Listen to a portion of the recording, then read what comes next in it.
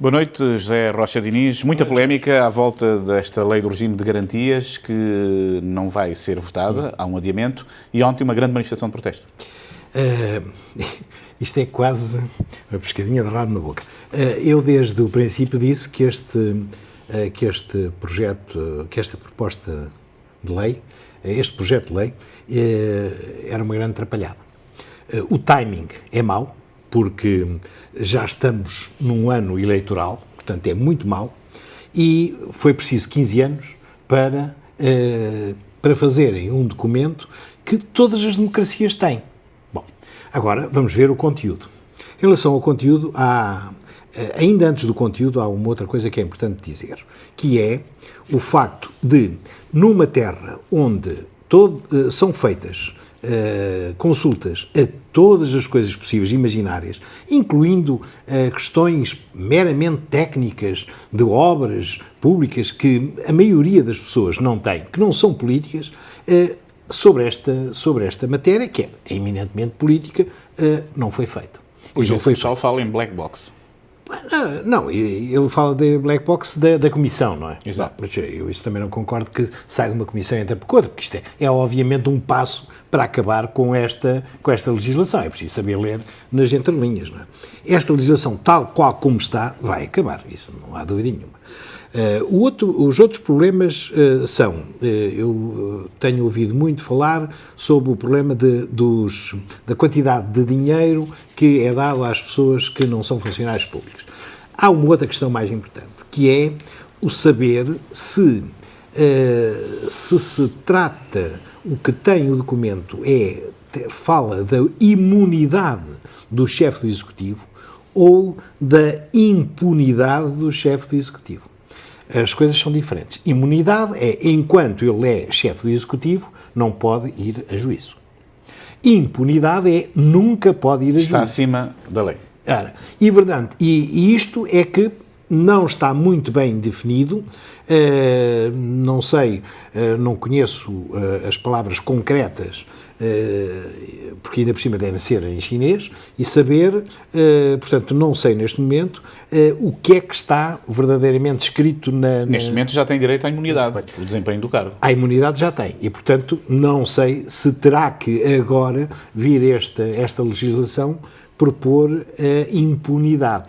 E eu acho que este é um dos problemas que certamente, aliás, o Dr. Leonel Alves referiu isso, não é? Por outras palavras, mas referiu isso, que é um dos problemas que causa alguma questão dentro da sociedade. De quem é a culpa desta confusão toda, ou atrapalhada legislativa, digamos? Para mim, o governo ou alguns deputados? É do governo desde o princípio, porque acho que o governo foi muito inábil, e foi muito inábil quanto ao timing.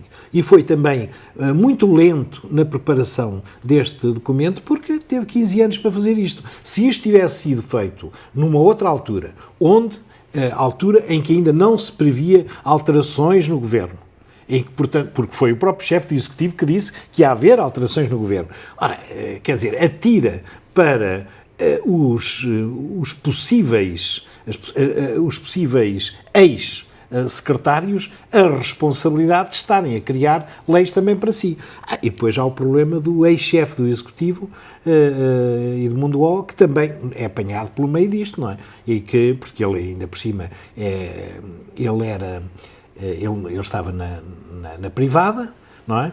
Estes documentos servem em todo o mundo para que possam vir para os governos pessoas de reconhecidos méritos e de boa competência, não é? Portanto, em si mesmo, o documento é bom. Agora, o texto, isto é uma coisa eminentemente política e devia realmente ir para ser em consulta pública, ser analisado por toda a gente e ser recolhidas as opiniões de todos. Eu acho que falta uma coisa aqui à AIPIM.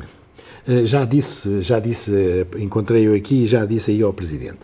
Falta na carta dizer que a AIPIM teria todo o prazer em explicar aos senhores deputados como é que eles são de dirigir aos jornalistas.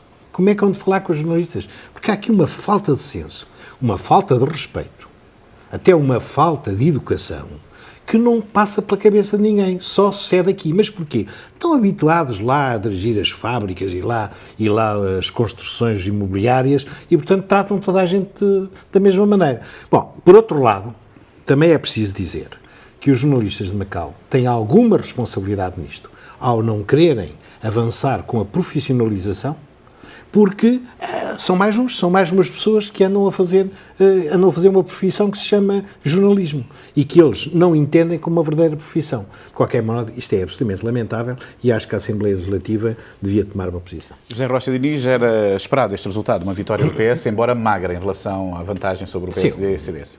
Uma vitória muito curta, com um governo que levou para a rua milhares de pessoas a protestar. Realmente os quatro pontos de diferença são muito poucos.